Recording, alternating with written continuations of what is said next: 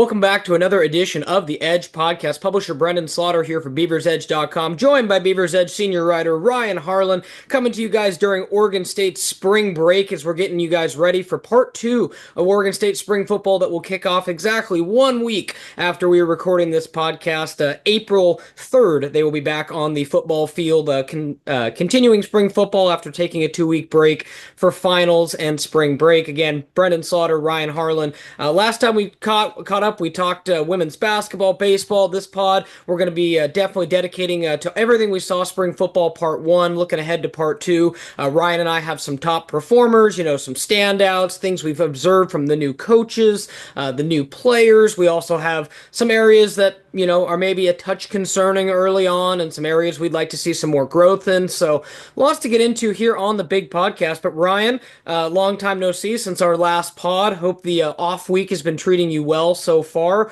Wasn't a victory for Oregon State women in the tournament, but still one heck of a run for them to reach the spot. And, very proud of that squad. And next pod, we'll obviously get into more baseball stuff as, they continue on and got a non-conference win this week against Washington. And we'll continue on against Nebraska this week. So good things for Beaver baseball as well. But again, back to spring football, Ryan. It was, a couple good weeks there in early March, getting to see the Trent Bray, year two, lots of changes, lots of new faces we're talking to, both players and coaches.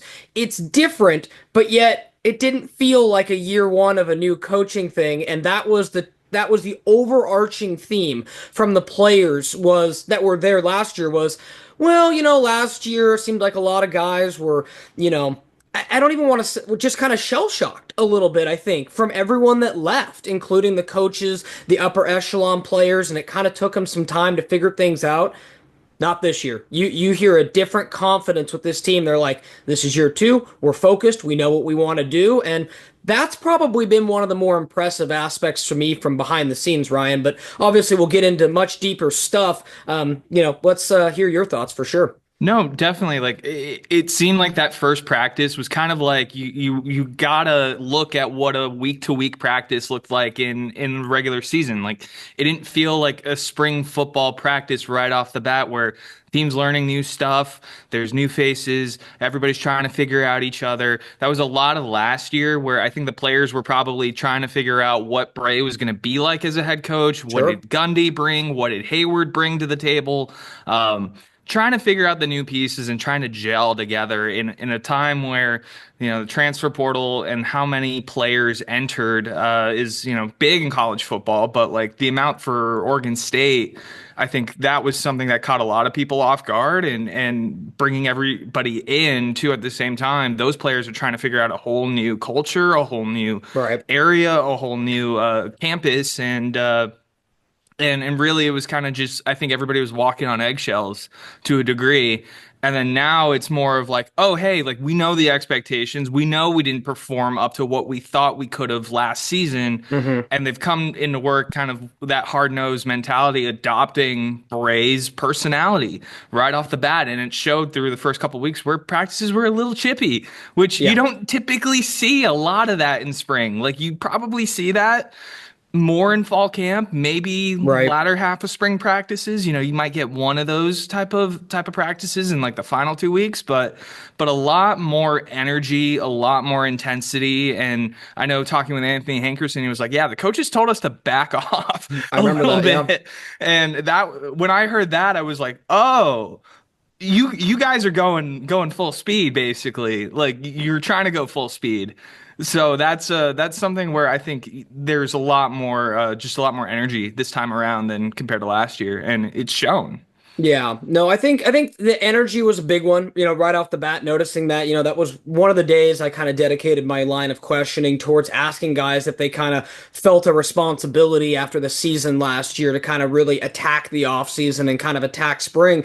And most of those responses were very complimentary. And again, would highly encourage anyone who's checking this out in case, it's fallen to the back of your mind a little bit, at BeaversEdge.com front page, we got our spring football headquarters. That's everything from spring football. Ryan, Brogan, and I's Nuggets reports throughout the first practices, videos, all of our interviews. It's all in one hub, so definitely check that out on the Beavers Edge front page. But, The thing that's, perhaps, impressed me the most about all that is just like we said, the attention to detail too. And, it might seem kind of cliche, but like it really seems like this year the Beavers are really kind of hammering down on the fine details, Ryan, especially offensively, right? Because, let's just start there. We'll get to the defense in the latter half, but starting with the offense, the big changes, right?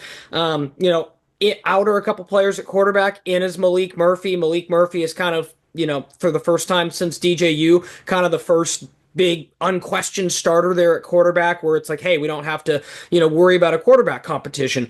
And, I'm curious what your early thoughts have been on Murphy, Ryan, other than the fact that he's just a very large human being. And I mean that in the most positive athletic sense possible. Like not like fat, but just like built. Like he is a big human being when, all 5'9" of me is standing there in proximity. And he's got a cannon for an arm. He can move well in the pocket. We've kind of seen he's not going to be much of a mobile runner.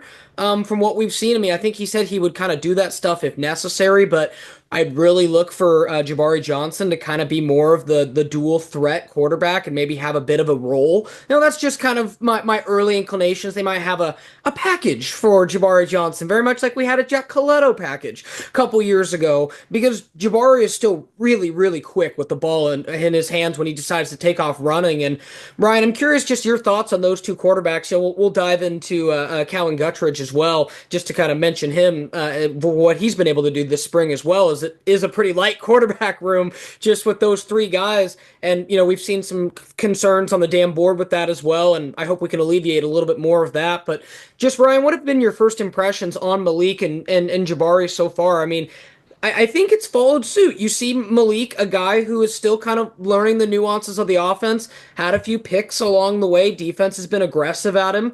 But no question the guy. And I think Jabari's made a big leap from where, Beaver fans last saw him in those real kind of, how do I put this kindly, rough performances late in the year.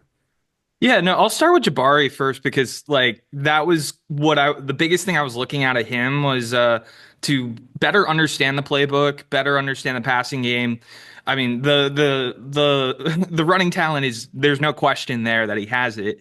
And the arm too. I know TJ had said that he had the best arm out of all the quarterbacks last year. Yep. And it's putting those two together for me, and that was something I was really harping on last season is to just put those two together because if he could do that, then like the potential for him for when eventually he takes over as a starter, or even if he has a package set for him aside sometime this season, you'll be able to keep the defense honest and Right. either he'll be able to use his legs or be able to go over the top, and it's shown through the first couple of weeks of spring football where he's a lot more comfortable sitting back in the pocket, going through his progressions and going downfield with the ball versus seeing everything downfield and then taking off and running.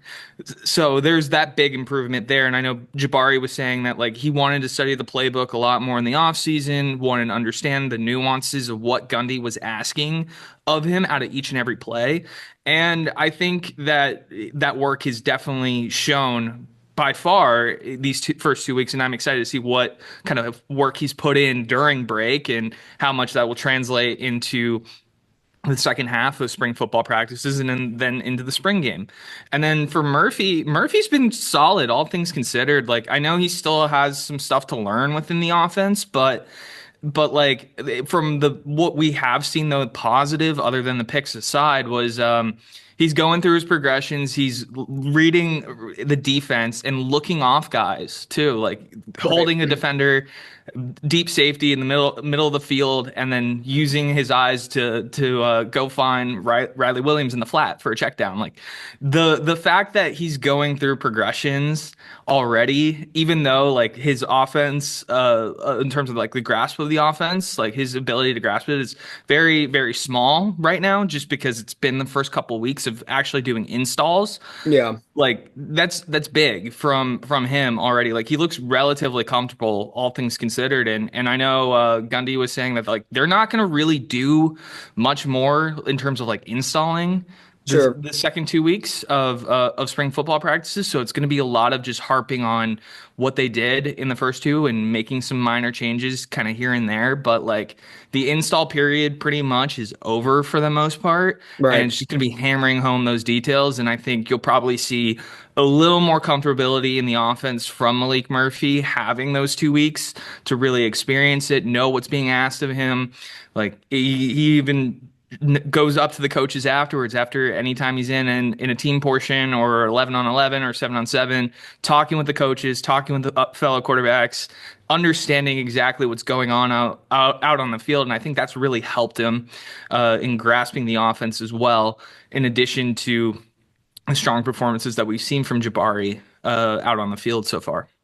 Absolutely, and I think that's the true hallmark of a kid that's very humble. And I say and Jabari Johnson because you know how many kids, Ryan, out of high school 4 stars or even first transfer would be like, regardless of whether they were, I see just a lot of self-awareness from Jabari, knowing that he needs to get better to be where he wants to be. And that kind of goes back to maybe why he left Missouri, the thoughts that he felt he wasn't being developed as well as he could be, comes out here. And, I can't tell you how many other guys at a quarterback where I'm gonna be like, oh no, I'm ready. I want to play, putting themselves out there. And I think Jabari's kind of approached this with a real mature mindset, knowing, Malik's going to be the guy. And, if something happens, I'm obviously there. But, he's taking it, full stride. And I've really been impressed from the time we talked to him and what he's shown, because I agree there. And then, folks, Murphy's self-explanatory. We saw what he could do at Duke last year. This isn't even, this is where it's, in my opinion, slightly different from DJU.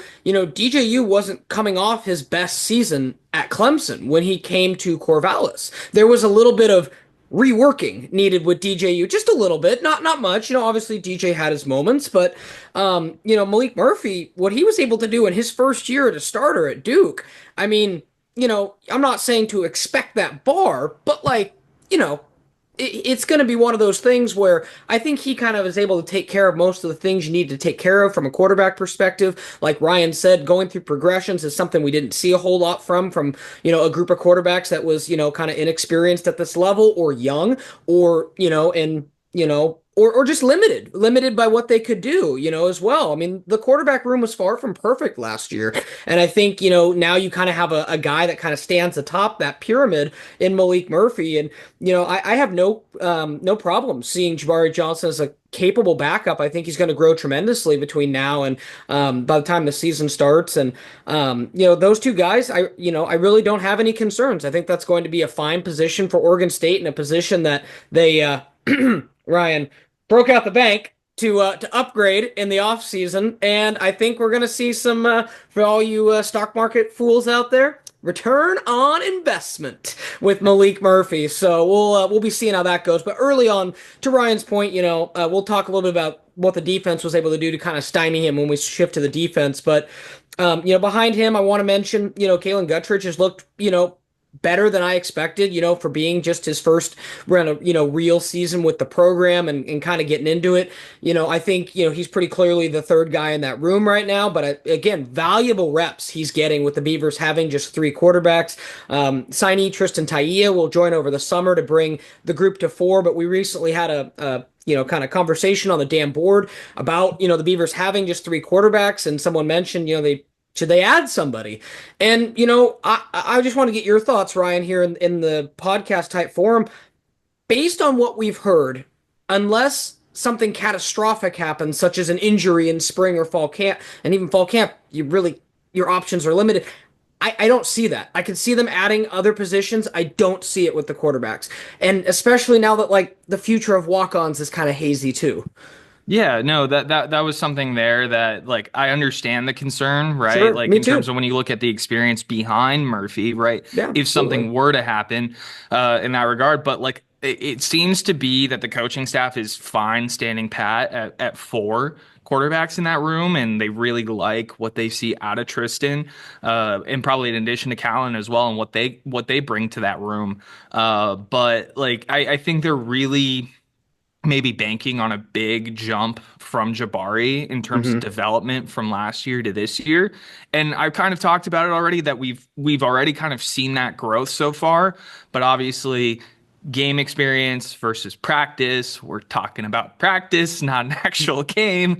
You know, those Right. are those are very two different ends of the spectrum there. And so those are things where it's really hard to simulate a game type of environment within a practice. And there are things that always come up, but I just don't necessarily see it right now unless like there's a decent amount of transfers that happen within the spring window and they feel like they can go grab a guy kind of similar to like a Jake Sanders as kind of that kind of to run the scout team offense Sure. during Yeah. during the week during the course of the season. But I think there are more pressing needs that they need to address first. I mean, one of those big ones to me is offensive line, just because there's so many question marks right now in spring. Right. But like outside of that, I just don't see it right now. But I understand the concern that people Sure. do have. But I think you would probably need to see Jabari take a big step in the spring game compared to when you last saw him at the end of the regular season Right. and be able to kind of gauge where your concerns are after that because I really think that like that will probably tell you how much of a jump he's made so far as a quarterback. But like Right. really like I think he would be a capable backup if something were to happen to Murphy, if Murphy were to miss a game or two. Like I think the offense doesn't really falter off that much to that Yeah. regard. It's just you get a little bit different skill set with both Sure. quarterbacks in there. It's true. And to that point, I just want to make note of something else we brought up on the damn board. It may not even figure into Oregon State's equation at all. So I want to preface that. But, Ryan, Stanford. Going to have some players most likely hitting the portal as a result of the Troy Taylor firing timing, which is very, as random as it gets in the college calendar for letting a coach go. And I did see some stuff there that there could be some guys, seeking the portal at Stanford and even some transfers they had in coming in this class who were immediately released as a result of a head coach being let go. So to that point, I will be keeping an eye on it, me and Dylan, obviously on the recruiting side of things, but something to make note of there. Moving on in the offense, Ryan. Let's quickly stop at running back, and obviously here I don't want to be too cliche, but one of the more expected position groups. Like we kind of know what we have in the sense of, Anthony Hankerson's taken a good amount of reps. That was a little surprising to me given his veteran status. But again, the Beavers don't have a ton of bodies there. They only have Hankerson, Saladin Law, Cornell Hatcher, and then walk on Jake Reichel. And they'll get Cordy Glass and Skylar Jackson over the summer to help improve those numbers as well. But, pretty much we know what Hank can do. He hasn't necessarily, I think he's kind of shown what we've expected, so to speak. Allah looks like he's grown in a sense. He looks to be, a touch faster, a little bit bigger in the weight room. I think Hatcher is going to be ready to contribute after, having a redshirt season last year. Jake Reichel still can be a guy in spots that you trust in a short yardage situation. And then I'm excited to see those other two guys join the mix. So from that perspective, Ryan, I really have no concerns at running back. I think this team is going to be fine. I think the compliments are solid, and once they get those guys over the summer to make it a 5 and scholarship guys 6 total, I think it'll be a pretty solid room. I think so as well too. I think the biggest thing I want to see kind of what Pickering is going to do with this room. Like Yes. we only kind of seen through 2 weeks what that looks like. So taking the second half of spring and then going into fall camp in that regard. But talking to Pickering though, it seems to be that he's really looking for a more like complete running back. And when I say complete, I mean it's not to like knock any of the talent that's going to be in that room come fall camp.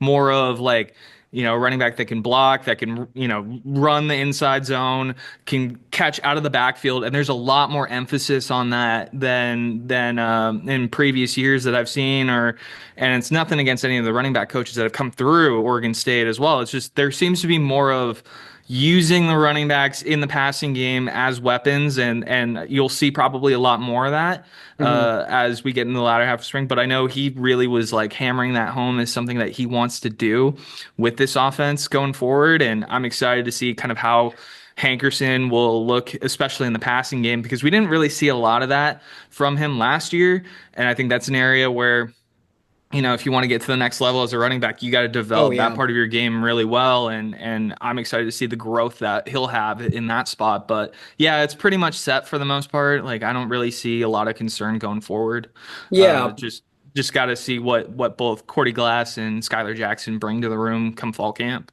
Absolutely. And to your point, good point on Ray Pickering. Very excited to see what he can bring. It kind of seems like it's been a revolving door the last couple years at running backs coach for Oregon State.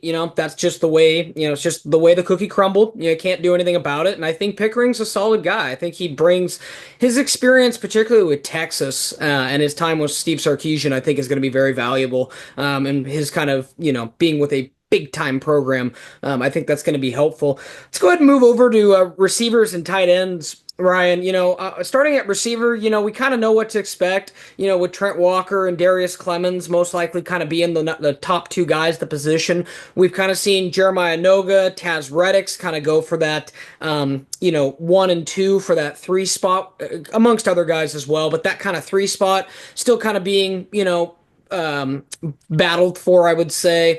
And then, just some other guys that I wanted to mention, Malachi Durant has had some solid practices. Eddie Freehoff has had some solid practices.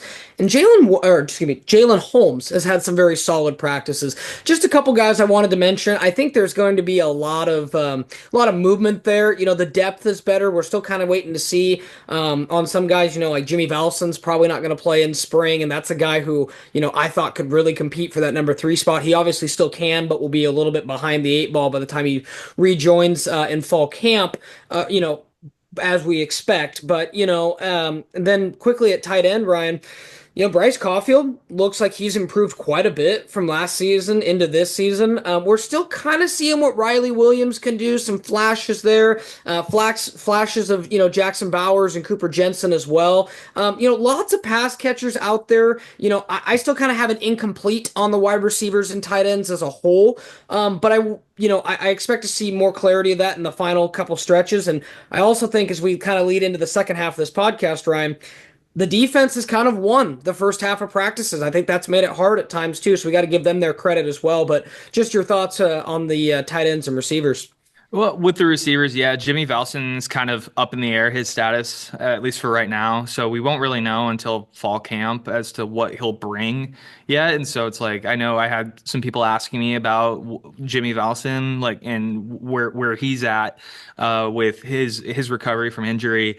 But I was like, I can't quite tell you unless, Right. he actually starts practicing. So that's really, really it there. It's like, come check back in with me fall camp for that.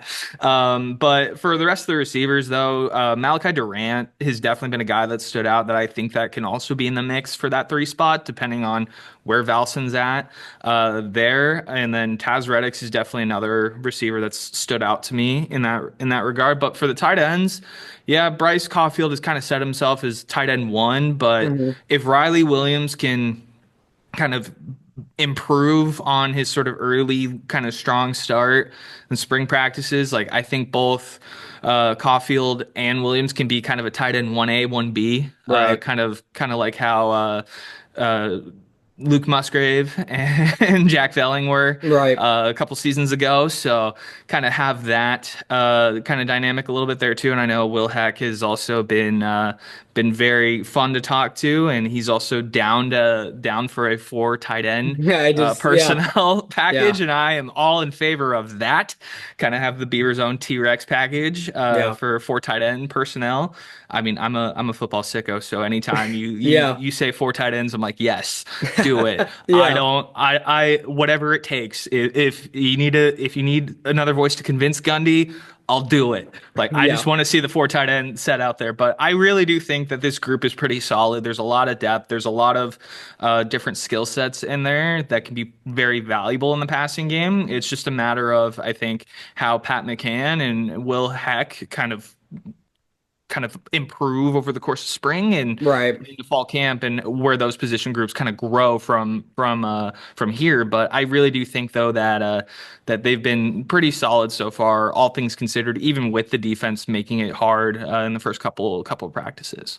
Agreed, totally.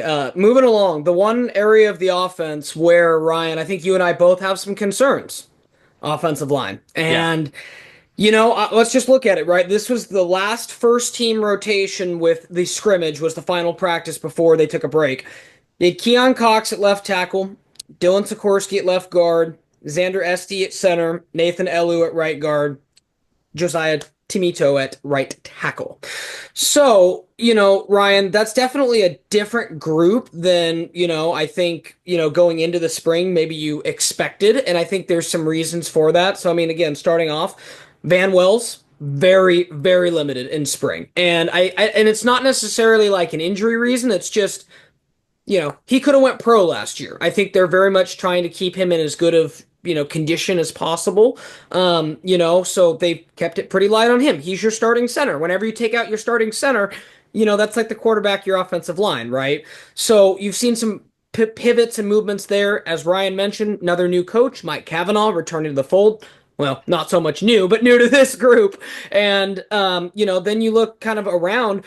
Tyler Volton, who's most likely going to be shoot in for a starting spot based on what he was able to do last year, is probably not going to see much in spring either, as he kind of, is recovering from his injury. So that's potentially, Ryan, two starters that are not in the mix right now.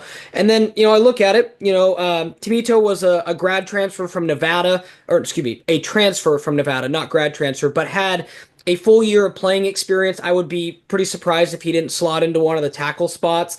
Nathan Elu is a guy who's been, in the program for a couple years. He could be one of those guys to take that jump to starter.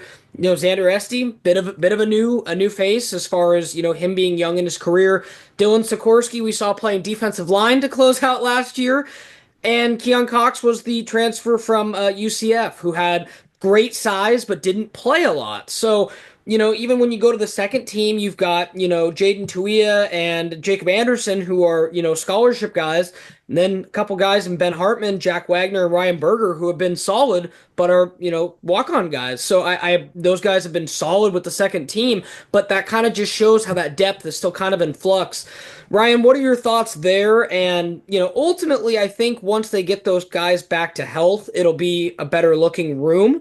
But until then, it's still going to be a little musical chairs. What are your thoughts there? Yeah, definitely going to be in kind of flux, I think, for the final 2 weeks, and I do want to preface, it's like, yeah, that is concerning. Like you kind of, if you've read kind of my analysis of the offensive line, at times it's a little concerning that they've given up in sequences like multiple sacks in a row, Sure. or in one case in that sequence, the left side of the line got flattened by the pass rush. And that's, I think, just a byproduct of, yeah, guys not practicing. Van Wells is probably not going to practice until fall camp. That Yeah. is probably a guarantee there. Maintenance Tyler related though, Bolton, yeah, right? Yeah. maintenance, yeah, pretty much. Tyler Bolton, similar deal. Tyler Morano is another guy that hasn't practiced a whole lot, Right. Thank you. Thank so you. he's going to be somebody to look out for and maybe make a little clearer along the tackle side of things, Sure. as to where that's going to play out. Jacob Strand also hasn't practiced Hmm. too. JT Hand we haven't seen as Yes. well. Thank you. The transfer from Arizona. So there's a lot of pieces that have not seen significant practice time, and that's probably what's contributing a little bit to this sort of uncharacteristically poor performance from the Beavers offensive line. And I do think that it's like, you got to put it this way. It's like, it's spring football, and there's going to be some veterans that aren't gonna really see a lot of time. And I think your best gauge is probably going to be fall camp. And if what's plaguing basically the offensive line now in spring carries over to that, then I think that's a definite cause for concern. But for right now, Beaver fans, I'd probably say, like, hold off on passing judgment right now on this group, because Kavanaugh is still figuring things out with where the depth is going to lie and how guys are going to slot into all five positions along the line. And I know, like, he's basically said as much in that regard. But yeah, I think it's a big concern, especially with the investment that you made in Malik Murphy, right? But, like, if they can improve that and just kind of hold up in pass protection a lot better, and also in run blocking, I think those concerns kind of die down a little bit. There's some times where they look okay, they've looked solid, they've had it, but then other times, like, like those 3 sacks in a row that I talked about. That was something that was a little I would say very much concerning in that regard. So it's been up and down a lot of Yeah. the time throughout the first couple weeks for this group. And I think if they can at least get it together in the back half of spring, end on a high note, and then get guys back, then I think this group will probably be in good shape for the start of the 2025 season. Absolutely. And again, similar thoughts. We'll be obviously continuing it off into the second half of spring. But Ryan, last couple minutes of the podcast, let's dedicate it to the defense because I think they've kind of been the standout in spring so far. I mean, let's just start with guys who have impressed. Jaheim Patterson from the safety spots caught my eye. Trey Glasper, a freshman defensive back, true freshman, has caught my eye as well. Up on the defensive line. Some of the new transfers. Walker Harris has been a guy that's caught my eye early on. Dexter Foster, oh my goodness, he looks like a guy who has taken he might be up in contention for the biggest leap in the offseason. He looks so much better, and he looked really, really good last year as a true freshman. So Dexter Foster on the inside's been impressive to me. Like I said, Walker Harris, having Nico Taylor back. Oh, that's such a bummer for the Beavers, right? No, he's been awesome. I think the pressure on the quarterback's been better early. We've seen some better depth at defensive back, and I don't think it was an indictment on the talent last year, Ryan. The group was just injured, as injured as I've ever seen a defense. So now that they've returned so many guys, they've added some nice pieces, and Trent Bray is back. I've been thoroughly impressed with the defense early on. Still a lot to prove, but I've been pretty impressed early on. Oh no, definitely. And you mentioned the injuries. I mean, when you miss 5 defensive linemen to start the season like they Hmm. did last year, like I Hmm. don't envy any defensive coordinator in that position to try and make that work. And that's something where like they had to go nab Andy Alfieri, and Andy Alfieri is now playing outside backer in Right. addition to the talent that they brought in, Walker Harris, Kai Wallen from Nebraska. The pressure's a lot better, and particularly like they're getting home with 4 guys in terms of pressure, which was something you didn't see a lot of last season. There's a lot more, I think, what you're going to be used to with Trent Bray, exotic pressures and blitzes. What you saw in kind of the run from the Las Vegas Bowl and to the Sun Bowl as well. A lot of those kind of style of defenses from Bray back at the helm again, and I do think at least right now it's definitely a lot better than where where things were in the season. Now it's like you're also too like for context, you're practicing against your own guys. The offensive line you're playing against is not up to full strength yet, which we had talked about earlier as well. So a little context there, but like in all grand scheme of things from like 2 weeks in, like definitely a lot better, a lot more improved. The defensive back depth is a lot more improved as well, too. And I expect a big year out of Jaheim Patterson Yeah. this season, kind of starting from what he did from these first couple of weeks of spring, and I expect him to carry that over when we start back up again. And then also too, another guy that's kind of caught my eye in that spot, Ty Crandall from Yes.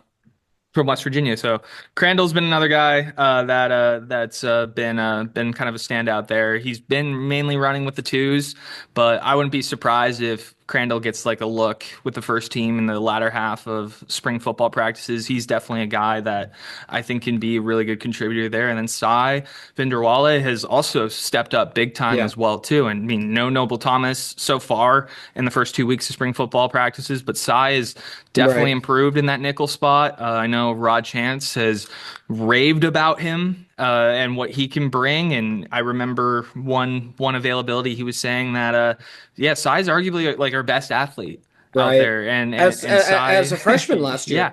Yeah, as a freshman, and Cy definitely has shown it so far. Like he's also been around the ball too, in addition to Jaheim and Crandall out there. So I do expect a lot of big improvements and in this group by far. Also, too, we forgot to mention Micaiah Tongue looking Yes. good after recovery from his injury a couple seasons 2 years. ago. Yeah, I mean Yeah. one of the crazy, one of the there's a couple tremendous stories on this team, Dylan. One of them's Micaiah Tongue, and for his comeback from again one of the rarest knee injury, like it was everything in his knee. I would highly encourage anyone to check out his YouTube channel. He's chronicled it well. And then Dylan Black, obviously beating Mhm. cancer. So there are some tremendous stories on this Beaver roster this year. But just to your point, Ryan, we'll go ahead and run down the defense. So this was the first team defense that we saw during the last scrimmage. We had Tavita Paome at defensive line, Thomas Collins at defensive line, Walker Harris, Andy Alfieri, as Ryan mentioned, outside backer, Kai Wallen, transfer from Nebraska, the other outside backer, Dexter Foster, inside backer, Rajon Davis, who we haven't mentioned a ton in this podcast, the USC transfer. Again, think Beavers are going to be able to get the best out of Rajon Davis, especially playing next to Dexter Foster. That's two positions I think are pretty locked in, barring anything crazy happening. Then at DB, TJ Crandall, as Ryan mentioned, Skylar Thomas, who has been a stud. Obviously, maybe he give him an attaboy for landing his younger brother Sinai on the recruiting trail. But Skylar's been fantastic. A great leader in that back end for the Beavers. Jaheim Patterson as well, and then Exodus Ayers, Jaleel Tucker, and Cy V have been rounding out what we've seen from that group. So lots of depth. And again, if you want to see more of the detailed stuff, we still on our Spring Football Hub have first and second team rotations from every practice, all those things, and all of our notes and nuggets from each practice. So if you want to get back in the football swing of things before next Thursday, just go back onto the Spring Football Hub. Dive into it all. Ryan and Brogan and I have been given some tremendous detail this spring. You won't find more details anywhere about the practices over at BeaversEdge.com. So definitely check that out. Ryan, just about a minute and a half left here in the podcast. Give me one thing that you're really looking forward to in the second half of spring. I'll start and just say for me, I just want to see the offense and defense find equal footing. The defense kind of had its strength there at the beginning or at the end of the first half. Can the offense kind of even it up? You mentioned install over, finish that. So I just want to see, can the two squads get a little closer? Go ahead Yeah, with about a minute left. yeah, no, definitely in that realm, but definitely a big step, I think, in pass protection from the offensive line. That's definitely something I want to see going forward. Then also, too, more special team stuff. I love Yes. special teams. Punters are people too. Like Yes. I will die on that hill always. And so I'm looking forward to a little more than that. Yeah, no, absolutely. We need to see more special teams. There's still a kicking battle yet to be determined too, so I'm excited to see if they kind of put those kickers in some pressure situations, kind of in the stadium maybe with some noise and all those things, see how that goes in the second half. But again, stay tuned to Ryan Harlan, Brogan Slaughter, and me as we'll be bringing you guys coverage of all the practices in April. And again, stay locked into BeaversEdge.com. Ryan, appreciate you joining me on this edition of the podcast. We could probably talk for another hour, but we'll keep it brief and obviously be tuning you guys into next week's action at Reser Stadium, the Pro Throw practice field. So again, for Ryan Harlan, I'm Brendan Slaughter signing off on this edition of the Edge Podcast.